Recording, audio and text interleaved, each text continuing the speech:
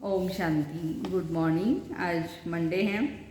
मीठे बाबा के 8 अगस्त 8/8/2022 के साकार महावाक्य है। मीठे बच्चे, बाबा आए हैं तुम्हारा ज्ञान योग से श्रृंगार करने के लिए। इस श्रृंगार को बिगाड़ने वाला ही देह अभिमान, इसलिए देह से ममत्व निकाल देना है। आज का प्रश्न है, ज्ञान मार्ग की ऊंची सीढ़ी कौन चढ़ सकता है? उत्तर है, जिनका अपने देह में या किसी देहधारी में ममत्व नहीं है, एक बाप से ही दिल की सच्ची सच्ची प्रीत है, किसी के भी नाम रूप में नहीं फंसते हैं, वही ज्ञान मार्ग की ऊंची सीढ़ी चढ़ सकते हैं।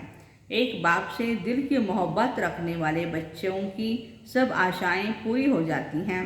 नाम रूप में फंसने की बीमारी बहुत कड़ी है, इसलिए बाप दादा वार्निंग देते हैं, बच्चे तुम एक दो के नाम रूप में फंस अपना पद भ्रष्ट मत करो। गीत है, तुम्हें पाके हमने जहान पा लिया, ज़मीन तो ज़मीन आसमान पा लिया। ओम शांति। मीठे मीठे बच्चे तो इस गीत के अर्थ को अच्छी तरह जान गए होंगे, फिर भी बाबा एक एक लाइन का अर्थ बताते हैं। इन द्वारा भी बच्चों का मुख खुल सकता है, मना हम नॉलेज किसी को सुना सकते हैं। बड़ा सहज है। अब तुम बच्चे ही बाप को जानते हो, तुम कौन हो? ब्राह्मण और ब्राह्मणियाँ। शिववंशी तो सारी दुनिया है, अब नई रचना रच रहे हैं, तुम सन्मुख हो।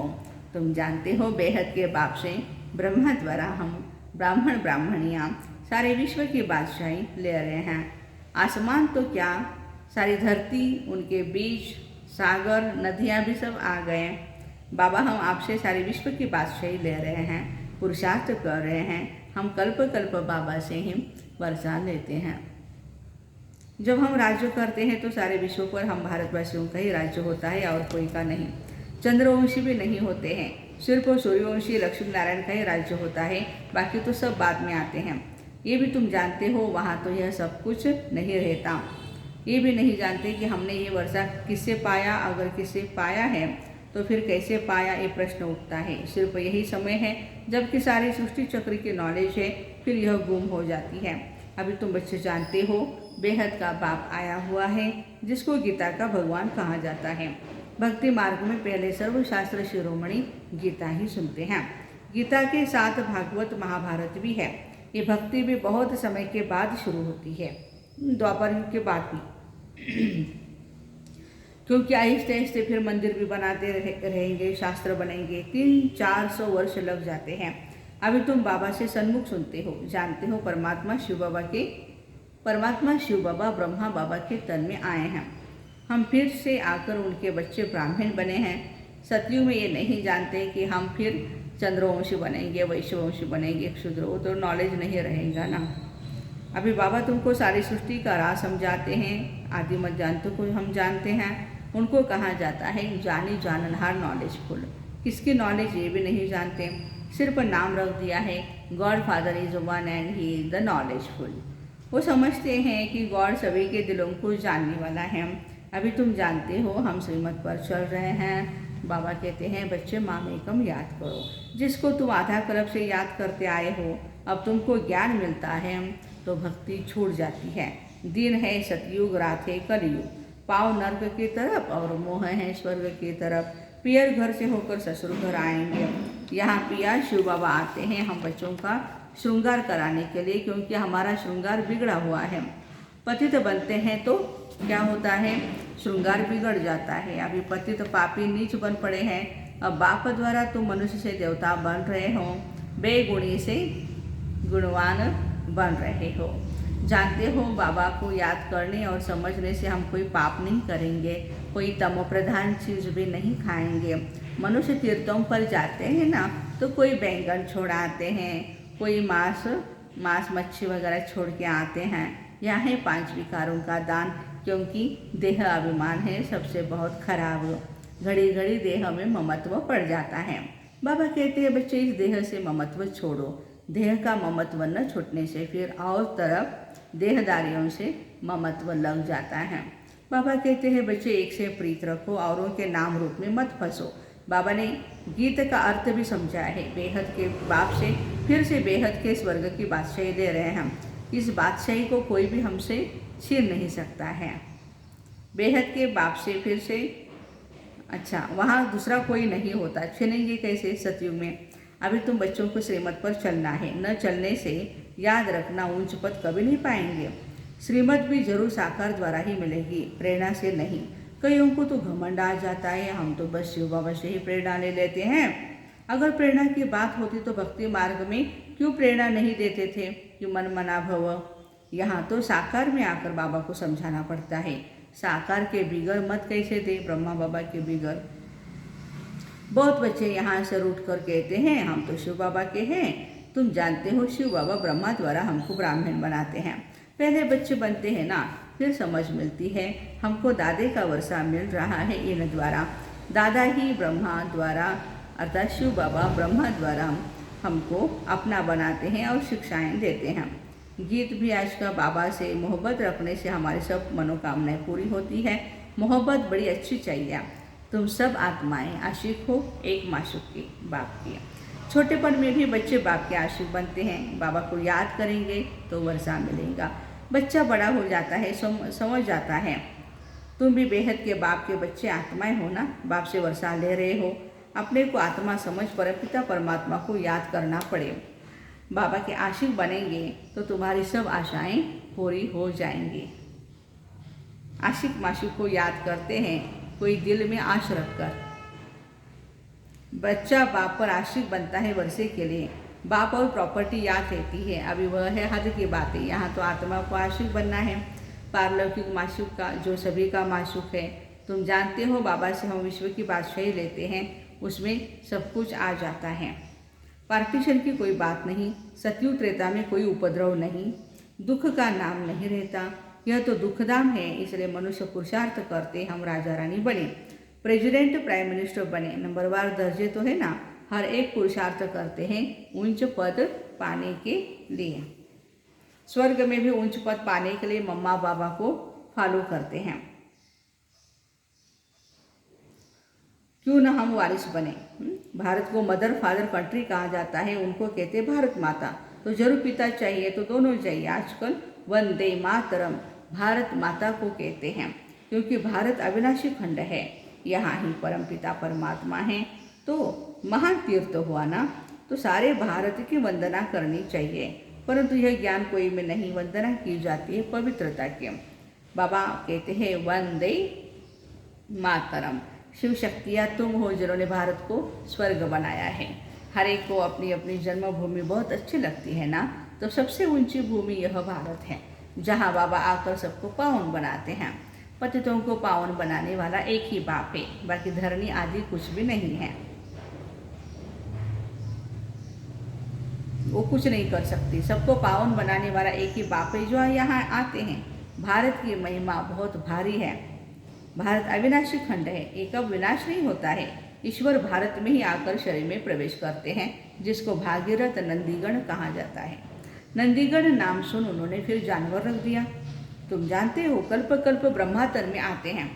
वास्तव में जटाएं तुमको है, तुम राज ऋषि हो।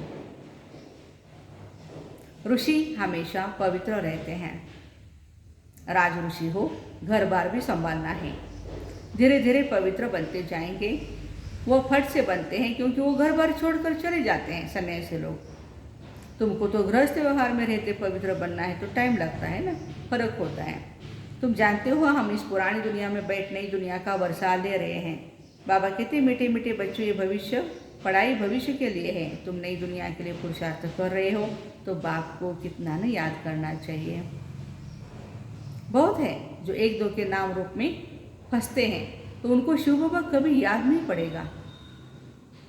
जिससे प्यार करेंगे वही याद आता रहेगा। देहधारी वह यह सीढ़ी चढ़ न सके। नाम रूप में फंसने की भी एक बीमारी लग जाती है। बाबा वार्निंग देते हैं, एक दो के नाम रूप में फंस अपना पद भ्रष्ट कर रहे हो। औरों का कल्याण भल हो जाए, परंतु तुम्हारा कुछ भी कल्याण नहीं होगा। अपना अकल्याण कर बैठते हैं। पंडित का भी मिसाल देते हैं ना, राम राम कहते आप नदी पार कर सकते हो, बोला। हाँ, और जब इसके ऊपर बारी आई तो वो तो कहने लगा नहीं नहीं नहीं, ऐसे नहीं हो सकता है, मैं मर जाऊंगा, डूब जाऊंगा। तो ऐसे बहुत है जो नाम रूप में फंस मरते हैं। हाँ, सावधान कर रहे हैं बाबा। अब तुम जान गए हो, आधा कल्प हमने दुख सहन किया है, गम सहन किए हैं, अभी वह निकल खुशी का पारा चढ़ता है। तुम गम देखते देखते एकदम तमोप्रधान बन पड़े हो। अभी तुमको खुशी होती है हमारे सुख के दिन आए, सुखदा में जा रहे हैं। दुख के दिन पूरे हुए तो सुखदा में उच्च पद पाने का पुरुषार्थ करना चाहिए। मनुष्य पढ़ते हैं सुख के लिए। तुम जानते हो हम भविष्य विश्व के मालिक बन रहे हैं। पत्र में भी लिखते हैं, बाबा हम आपसे पूरा वर्षा लेकर के ही रहेंगे, अर्थात तो सूर्यवंशी राजधानी में उच्च पद पाएंगे। पुरुषार्थ की संपूर्ण भावना रखनी है। अब सतयुग के तुम्हारे सुख की उम्मीदों के दिवे जग रहे हैं। दिवा बुझ जाता है तो दुख ही दुख है। भगवान आज तुम्हारा सब दुख अब मिटने वाला है। तुम्हारे सुख के घनेरे दिन आ रहे हैं। सिर्फ सुख के दिन नहीं, लेकिन घनेरे दिन आ रहे हैं। पुरुषार्थ कर बाप से पूरा वर्षा लेना है। जितना आप लेंगे इससे समझेंगे हम कल्प यह वर्षा पाने के अधिकारी बनते हैं।